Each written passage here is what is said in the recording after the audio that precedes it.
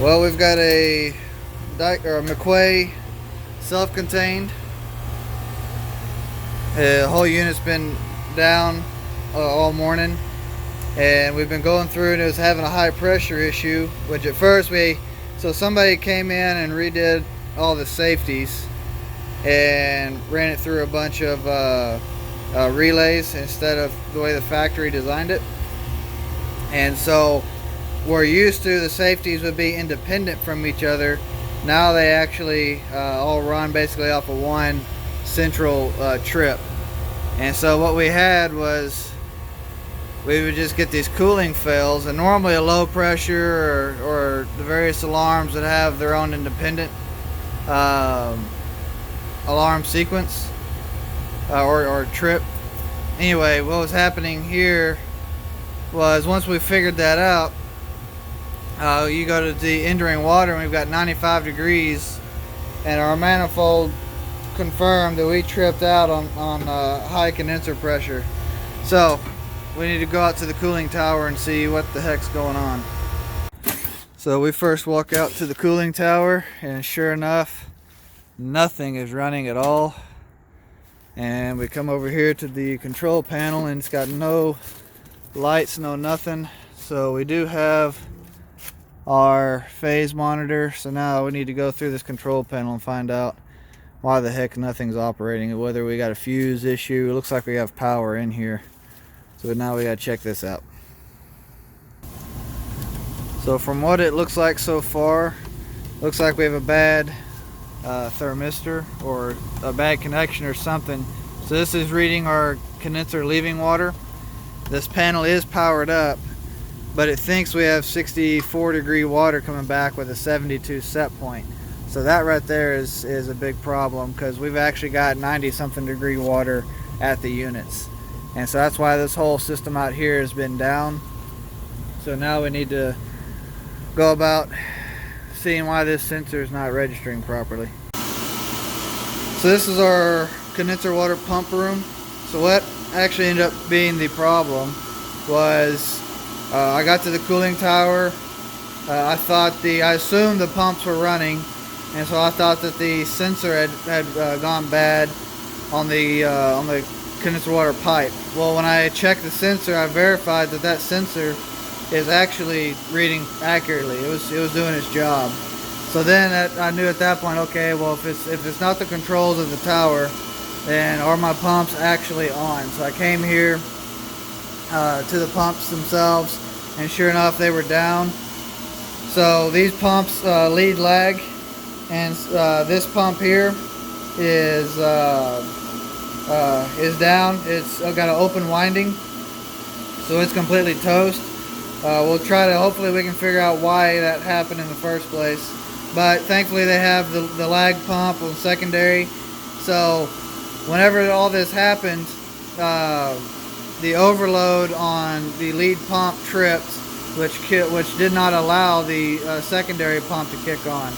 So once we reset that overload there, it brought the whole thing online. So we're going to end up replacing this starter. You can see in there it's pretty burnt up. So we're going to get a new starter, new overload for this new motor. So they had these big ugly wire nut connections. We're going to go back with some good Polaris connections ourselves. So now we need to get this pump pulled. Once this pump came online, recirculated, the tower came online, did its job, and we went through and reset all the floors. So this knocked the entire building out, not just the one unit we were originally looking at. So part of what happened here was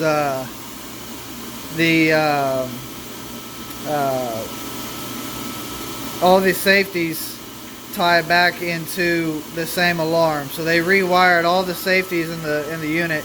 So it doesn't matter what safety trips, they all trip the same alarm. And so we ended up having to dive into it and do some troubleshooting.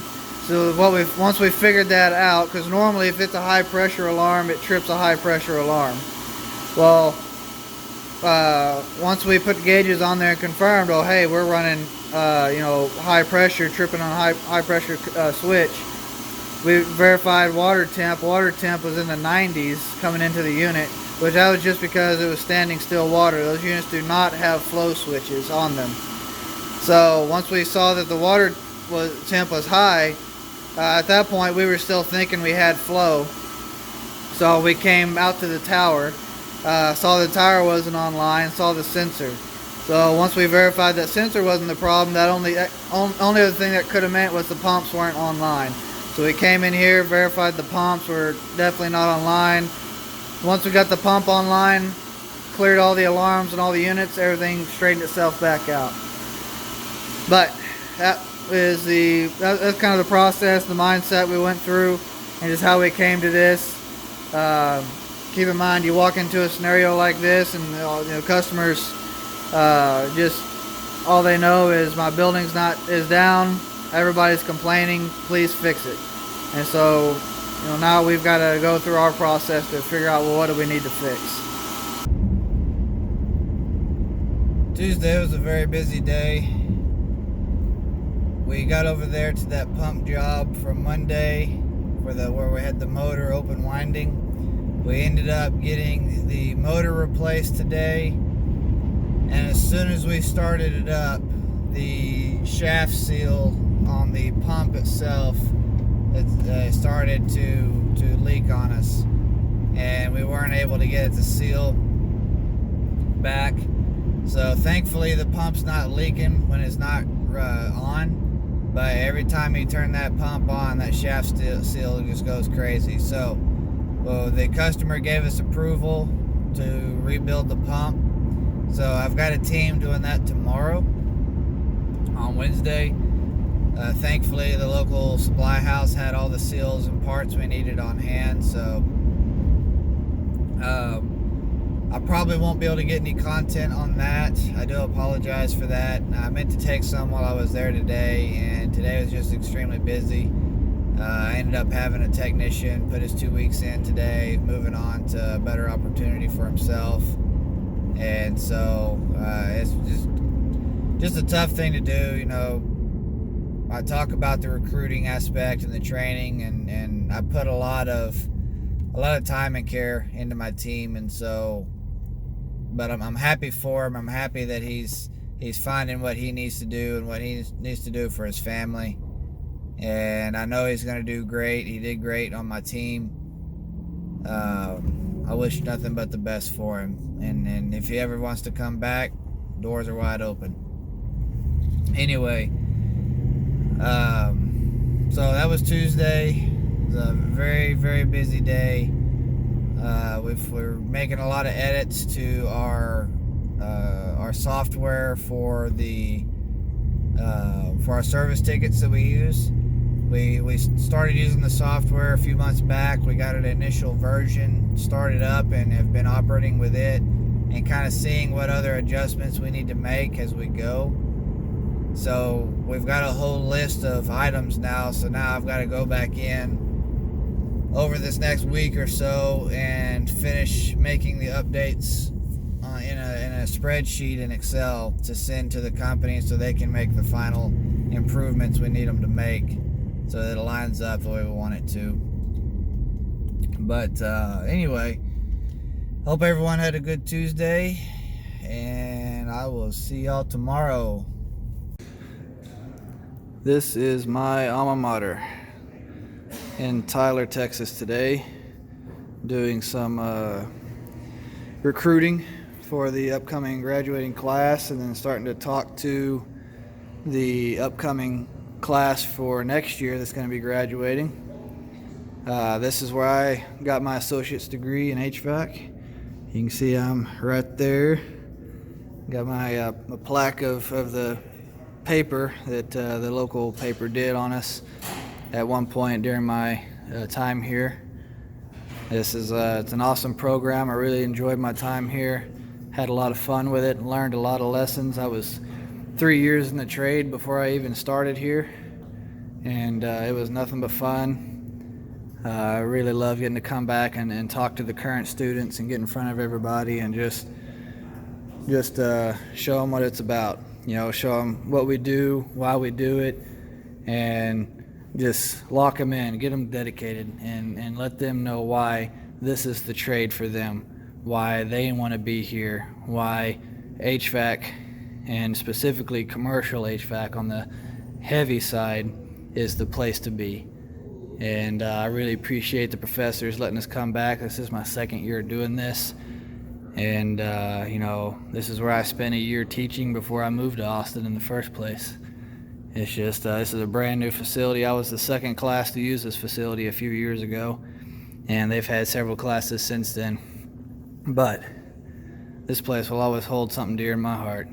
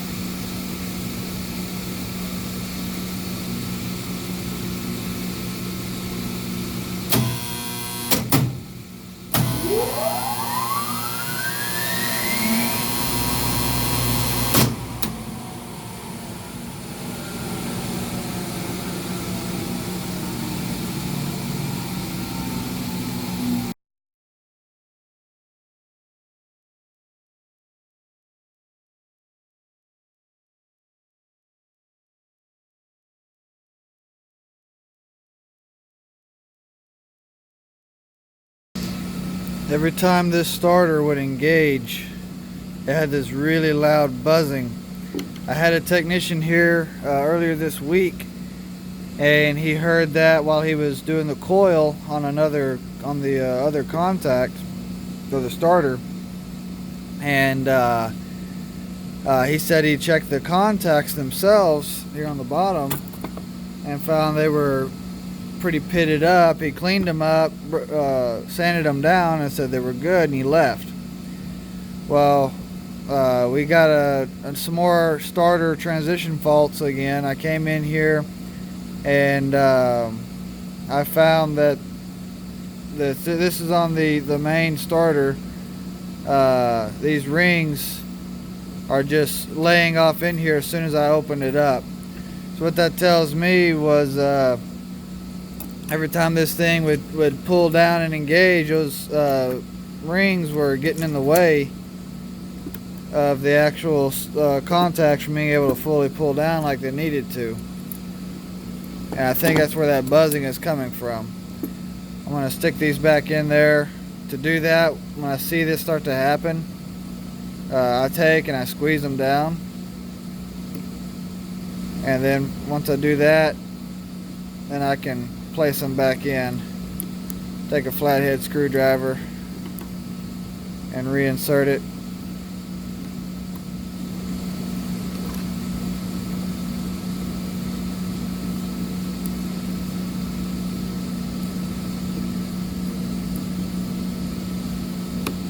There it goes.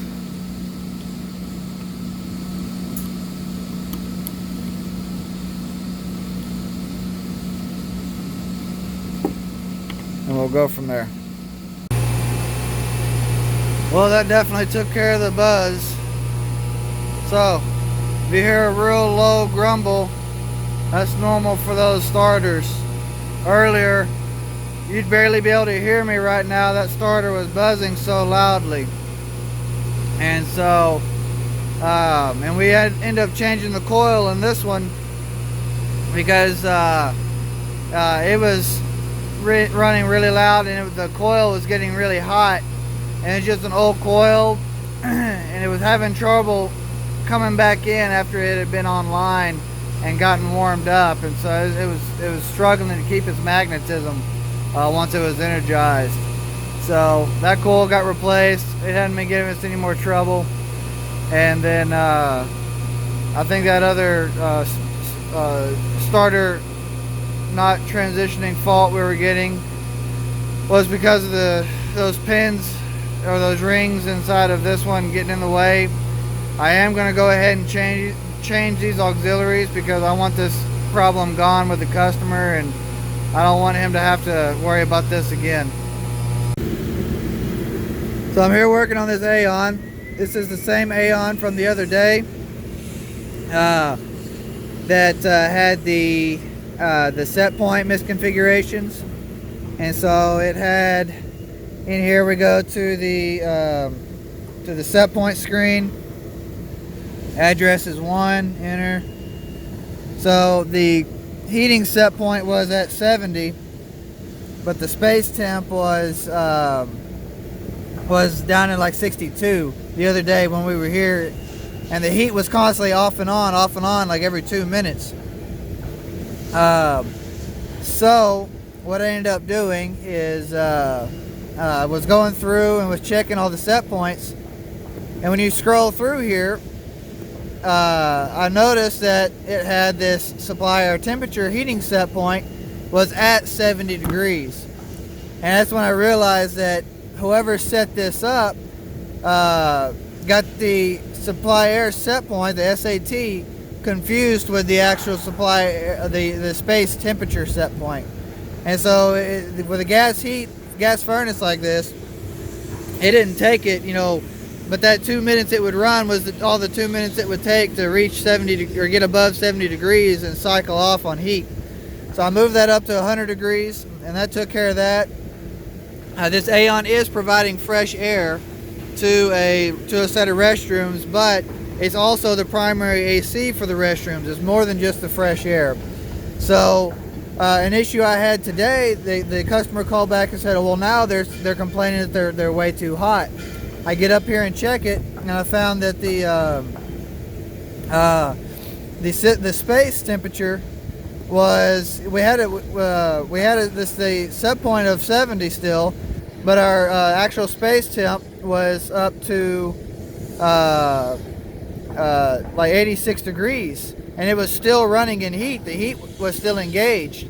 And so I come over to the configuration menu on here, configuration, and enter, and I found that the HVAC mode enable, this was set to outdoor air. So it was, even though we want this unit to control the space temp, it was actually controlling strictly off of outside air temp only. And so that's why it was 86 degrees in there with a set point of 70. So all I had to do is just cycle over, change the space temp, or change the enable mode from outside air sensor to space temperature sensor, and now it's actually controlling to the space. So it immediately went into cooling, and it's cold enough outside. We're down in the 40s today. It's pulling the straight return air temperature through the outside air damper to cool down the space. Basically, it's in economize mode, cooling the space down there, getting it back into the temperature range we wanted at. So it's kind of a fun job. We just recently inherited this system, picked up this account from another contractor, and this Aaon just had several issues with it since I got in here. It had several leaks when I first walked in, had to fix those. It was also enabled to where it would reheat as a primary and heat and cool as a secondary function, which again, if we're trying to control space temperature, that's a problem, because whenever I was here the other day and I got the supply air temperature fixed, well, it was trying to go into dehumidification because it saw a high humidity due to the low space temperature. It saw a high humidity, and so it was trying to dehumidify instead of just warm the space up. Which the system doesn't know the logics behind that. So if it would have just gotten the space up to set point, it would see the humidity drop, which it does. It goes into range. So all I had to do was change that configuration to where heat or the dehumidification is secondary and heat and cool is primary function. So once it satisfies on heat or cool set point, then it dehumidifies if it needs to. Where before it would dehumidify first, and then once the humidity set point was achieved, then it would heat or cool as needed. Anyway, that's this job. Off to the next one, guys. That's a wrap for episode 3, guys. Really appreciate y'all checking it out. Really enjoy the support I'm getting from everybody. I'm having a lot of fun taking this content, putting it together, and mixing it with my regular everyday posting that I try to do. Hope everybody really enjoyed this week's episode. I am intentionally trying to get a lot of field stuff in there just so you guys can see a lot of what's in the field, and I want to mix in some admin stuff here and there as we go forward, so you kind of see more than just the wrenches that get turned. Anyway, next week's gonna be an exciting week. I've got some chiller PMs coming up next week that are going to be getting done, and we're going to revisit that train that I've been working on kind of off and on. We had the leaks on it, and then I think it's the PCV train, back 81 model or something like that. We got the leaks fixed, and I've had it sitting on purge, and we got it online, so hopefully when I get there either Monday or Tuesday, it'll be ready to fully start up and actually start taking the load of the building on. That would be awesome. Other than that, I do have several other chillers that we're just waiting on parts for repairs on. That YVAA from last week that I found the board problem on the condenser fan motor VFD. The factory came out under warranty and checked it out, and they're going to end up doing the repair themselves under labor warranty and get the parts handled. So that'll probably get done this next week as well. I've got several chillers I'm just waiting on parts for. Anyway, I'll catch you guys next week. I appreciate it.